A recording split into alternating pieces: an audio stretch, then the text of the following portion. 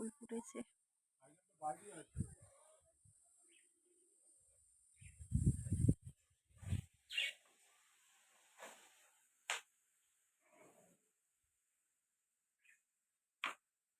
এই পাথরটা দিয়ে রাখি, খাবারের বাটিটা উল্টে না দেয়।